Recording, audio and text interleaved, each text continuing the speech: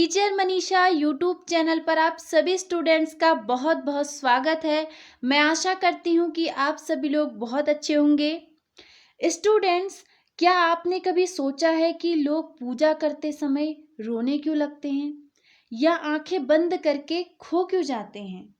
आज हम बात करेंगे क्लास 7th हिस्ट्री के चैप्टर 8 की, जिसका नाम है ईश्वर से अनुराग। आज हम जानेंगे कि कैसे भक्ति और सूफी आंदोलनों ने हमारे समाज को बदला। तो चलिए जानते हैं। तो स्टूडेंट्स, इस चैप्टर को हमने सुविधा हेतु 5 पॉइंट में डिवाइड कर लिया है, जिसमें सबसे पहला पॉइंट है परमेश्वर का विचार। प्राचीन समय में लोग मानते थे कि जन्म और पुनर्जन्म के चक्र से छुटकारा पाना मुश्किल है, लेकिन फिर आए बुद्ध और जैन विचार, जिन्होंने कहा कि भक्ति के जरिए हम इससे मुक्ति पा सकते हैं। तो ये कैसा विवाद था, चलिए हम जानेंगे इनको।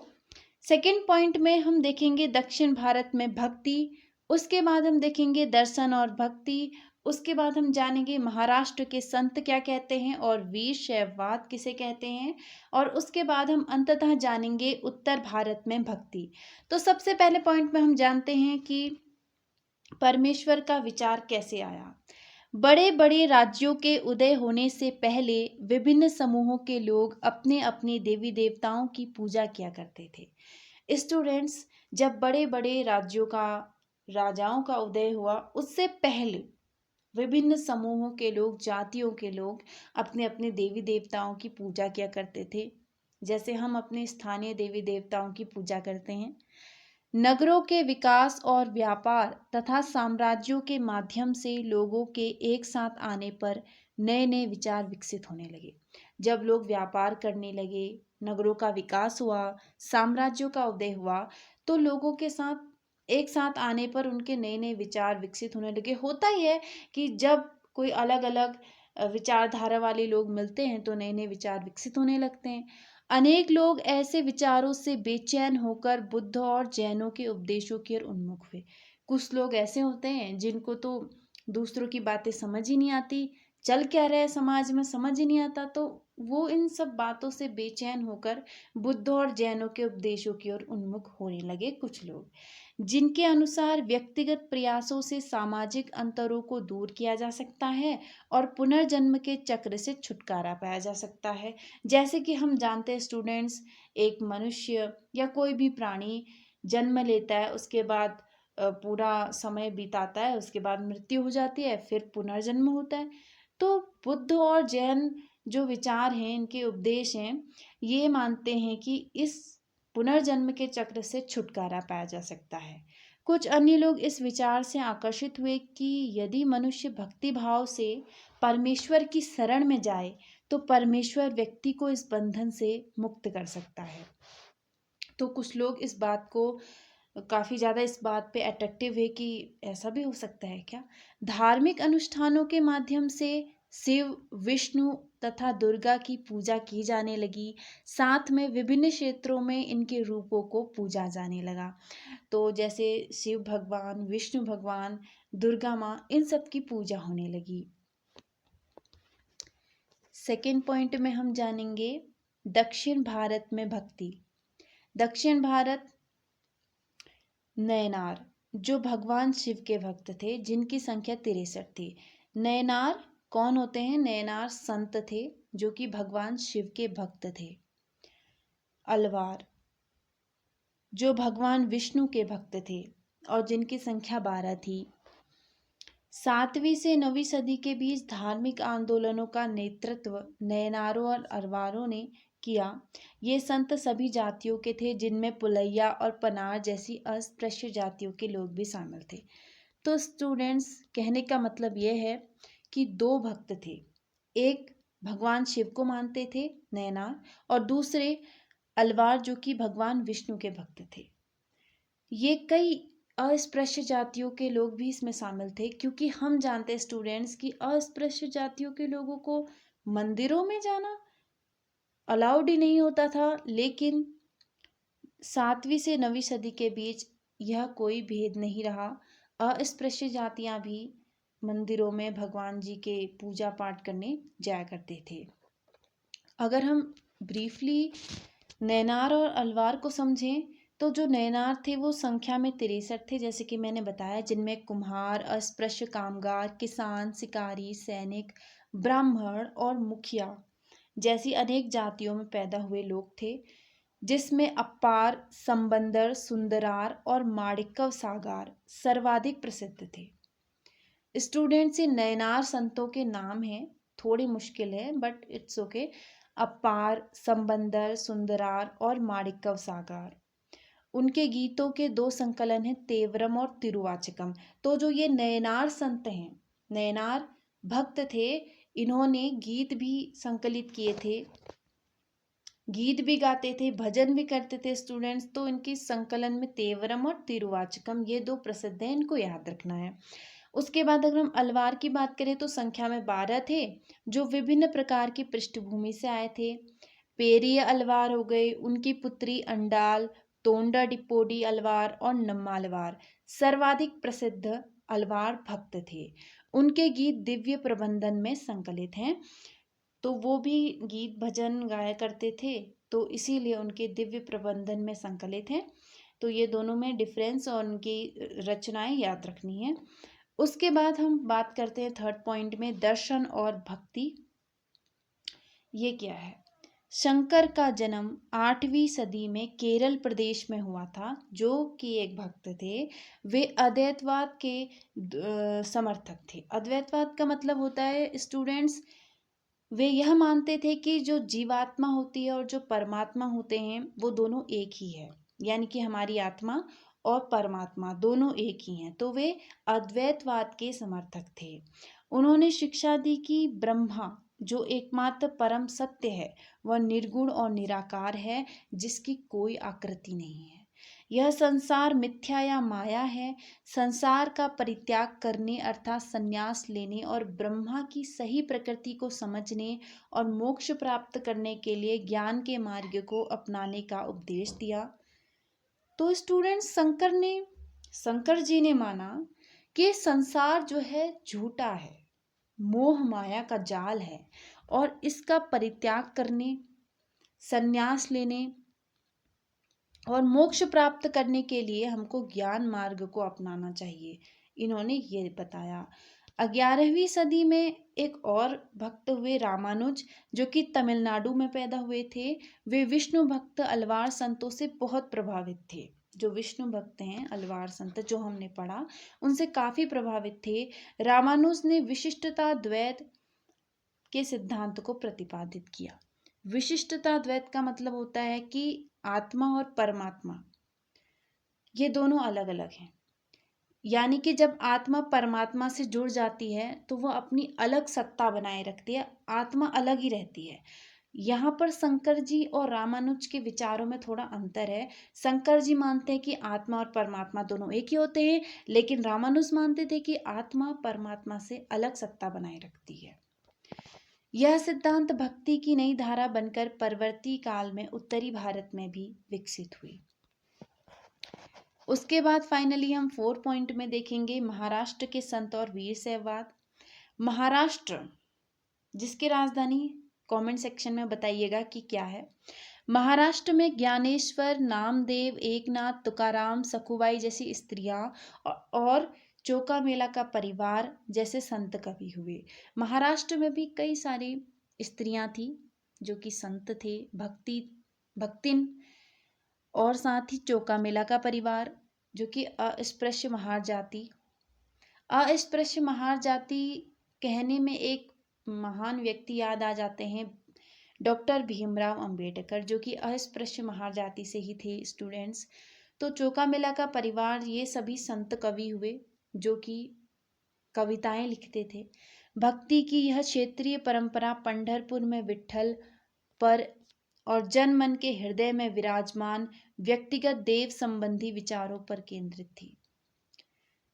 भक्ति की यह जो क्षेत्रीय परंपरा थी, क्योंकि एक क्षेत्र विशेष में थे महाराष्ट्र के संत। पंढरपुर में विट्ठल, विट्ठल स्टूडेंट्स विष्णु का एक रूप होता है, विष्णु का एक रूप विट्ठल, और जन मन के हृदय में विराजमान व्यक्तिगत देव संबंधी विचारों पर केंद्रित थी। सभी के अपने अपने व्यक्तिगत देवी देवता होते हैं, इस विचार पर यह भक्ति आधारित थी। इन संत कवियों ने सभी प्रकार के कर्मकांडों, पवित्रता के ढोंगों और जन्म पर आधारित सामाजिक अंतरों का विरोध किया। कर्मकांड यानी कि पूजा पाठ, पवित्रता के ढोंग यानी प्रतिदिन स्नान करना, चंदन टीका लगाना, ये सारे, और माला जपना, मतलब सबके अपनी अपनी विचारधारा होती है। तो इन संत कवियों ने इनका पूरी तरीके से विरोध किया था। सन्यास के विचार को ठुकराकर रोजी रोटी कमाते हुए परिवार के साथ रहने और विनम्रता पूर्वक साथी व्यक्तियों की सेवा करते हुए जीवन बिताने को अधिक पसंद किया। यानी कि ये मानते थे कि सन्यास वन्यास में कुछ नहीं रखा है, आप अपने फैमिली के साथ रहो, रोजी रोटी कमाते रहो और साथ ही साथ अपने जीवन साथी या अपने जो भी फैमिली मेंबर है उनकी सेवा करते रहो, और साथ ही अपने ईश्वर, आपके हृदय में जो विद्यमान ईश्वर है उसकी पूजा करते रहो, ध्यान करते रहो। तो ये महाराष्ट्र के संत मानते थे। वही कर्नाटक में बसवन्ना ने वीर शैव आंदोलन चलाया, जो सभी मनुष्यों की समानता में विश्वास रखते थे। बसवन्ना मानते थे कि सभी मनुष्य समान हैं, कोई ऊंची जाति का नहीं है, कोई नीची जाति का नहीं है। तो इन्होंने भी अपनी तरफ से वीर शैव आंदोलन चलाया, यही वीर शैववाद है। उसके बाद हम एक मैप देखेंगे स्टूडेंट, जिसमें हम देखेंगे कि ये मुख्य भक्ति संत और उनसे जुड़े हुए क्षेत्र जो अभी तक हमने देख लिए हैं। सबसे पहले हम तमिलनाडु में जाएंगे, माणिक्य सागर, रामानुज, नम्मालवार। उसी के साथ हमने कर्नाटक में बसवन्ना देखे, और उसी के साथ हम अभी देखने वाले हैं कबीर, जो कि है मध्य प्रदेश में। और उसके बाद सूरदास तो नहीं देखेंगे, हम देखेंगे बाबा गुरु नानक, जो कि हैं पाकिस्तान में। 15वीं से 16वीं शताब्दी इनका समय काल है। तो ये प्रमुख भक्ति संत हैं और उनके प्रमुख क्षेत्र। उसके बाद हम देखेंगे उत्तर भारत में भक्ति, कबीर। कबीर का पालन पोषण बनारस में या उसके आसपास के एक मुसलमान जुलाहा यानी बुनकर परिवार में हुआ था।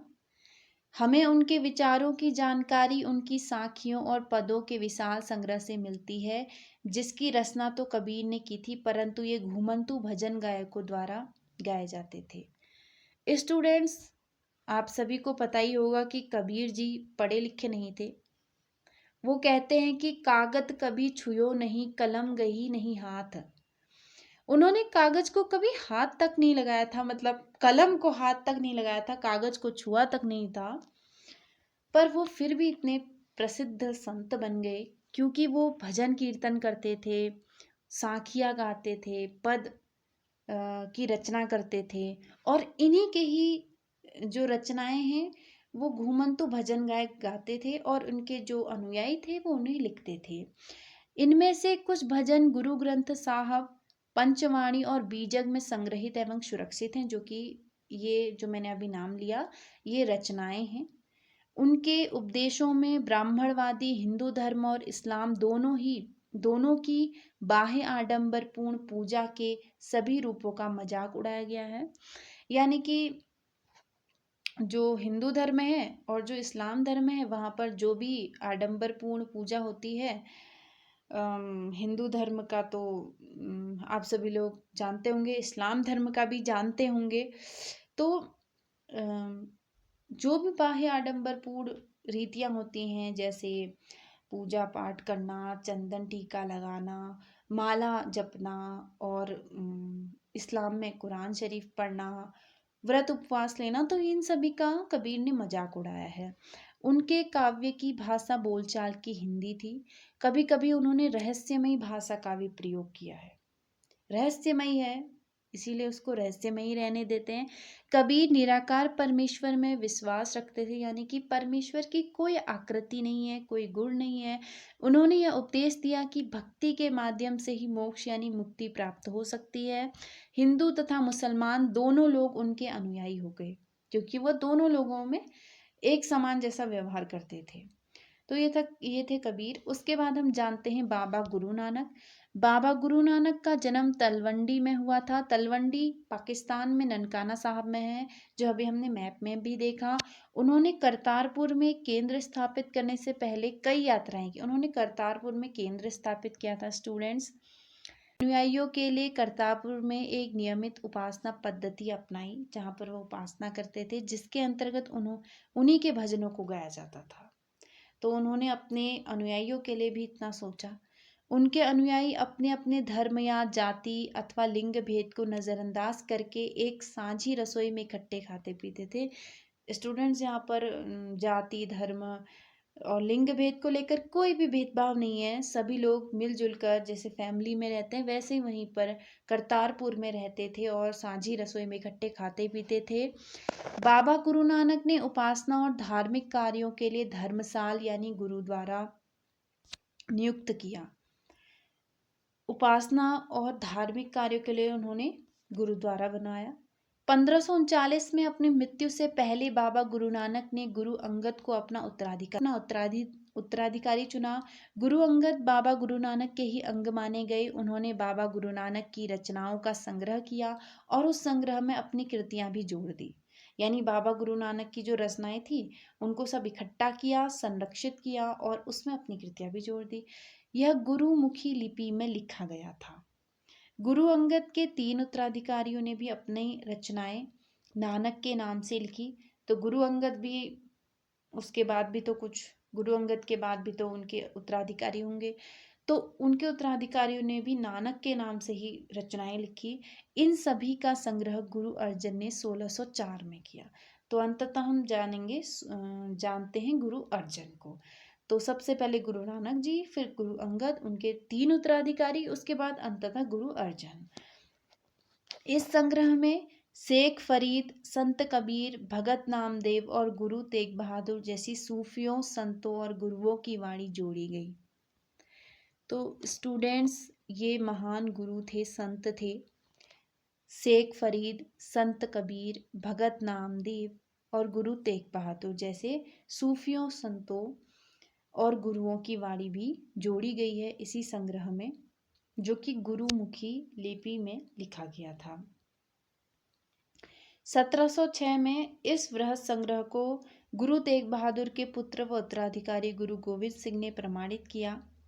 आज इस संग्रह को सिखों के पवित्र ग्रंथ गुरु ग्रंथ साहब के रूप में जाना जाता है। तो स्टूडेंट्स, जो हम ये बात कर रहे हैं बाबा गुरु नानक की रचनाओं को संग्रह करना, उसके बाद गुरु अंगद की रचनाएं संग्रह करना, उसके बाद उनके उत्तराधिकारियों की रचनाओं को संग्रह करना, उसके बाद इन सभी का संग्रह गुरु अर्जन ने किया, उसके बाद संत कबीर, भगत नामदेव, गुरु तेग बहादुर जैसे सूफी संतों और गुरुओं की वाणी इसमें जोड़ी गई। अंततः ये संग्रह क्या था? इसका नाम है गुरु ग्रंथ साहब। तो इनको सिखों के पवित्र ग्रंथ गुरु ग्रंथ साहब के रूप में जाना जाता है। तो स्टूडेंट्स, मैं आशा करती हूँ आपको यहाँ तक समझ में आ गया होगा। मैं एक बार रिवाइज करा देती हूँ स्टूडेंट, ताकि आपको याद आ जाए हमने क्या पढ़ा आज की क्लास में। आज की क्लास में हमने देखा परमेश्वर का विचार, कैसे बड़े बड़े राज्यों के उदय होने से पहले लोगों ने अपनी देवी देवताओं की पूजा करना स्टार्ट कर दिया। व्यापार होने से, नगरों का विकास होने से लोग एक दूसरे के साथ आए और नए नए विचार विकसित होने लगे। कुछ लोगों को ये विचार समझ में नहीं आए, इसीलिए वो बुद्ध और जैन उपदेशों की ओर चले गए और ऐसा कहा कि पुनर्जन्म के चक्र से छुटकारा पाया जा सकता है। इसी के साथ दक्षिण भारत में हमने देखा नयनार और अलवार। नयनार जो शिव भक्त थे जिनकी संख्या 63 थी, अलवार जो कि विष्णु के भक्त थे जिनकी संख्या 12 थी। और नयनारों के जो गीतों का संकलन है वो तेवरम और तिरुवाचिकम, और इसी के साथ ही अलवार संतों के गीत दिव्य प्रबंधम। उसके बाद हमने दर्शन और भक्ति में देखा शंकर और रामानुज के विचार। शंकर मानते हैं कि जीवात्मा और परमात्मा दोनों एक ही हैं, लेकिन रामानुज मानते हैं कि आत्मा अलग है, आत्मा अपना अलग अस्तित्व बनाए रखती है। इसी के साथ महाराष्ट्र के संत में हमने कई सारे अस्पृश्य महार जातियों के संत भी देखे, जहाँ पर वे किसी प्रकार के जन्म पर आधारित भेदभाव को विरोध करते थे, सभी कर्मकांड और पवित्रता के ढोंगों को, इन सब का विरोध करते थे और साथ ही बसवन्ना ने वीर शैव आंदोलन चलाया, जिनमें वो सभी मनुष्यों की समानता में विश्वास रखते थे। इसी के साथ हमने मैप देखा और उसी के साथ कबीर तल का पूरा लर्निंग, पूरा लेसन। तो हमने आज यही कुछ इन्हीं बातों के बारे में जाना स्टूडेंट्स। तो आज के लिए सिर्फ इतना ही, मिलेंगे नेक्स्ट क्लास में स्टूडेंट्स। तब तक के लिए bye bye and take care.